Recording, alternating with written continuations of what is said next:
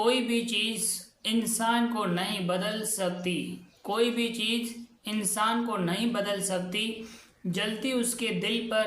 گزرنے والی تکلیفیں انسان کو بدل دیتی ہے۔ بہت اچھے ہو کر بھی آپ ہر کسی کے لیے اچھے نہیں ہو سکتے، کہیں برے بنا دیے جاتے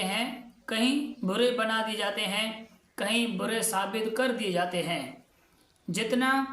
آپ کسی کے برے برتاؤں کو برداشت کریں گے، آپ جتنا کسی کے برے برتاؤں کو برداشت کریں گے، وہ شخص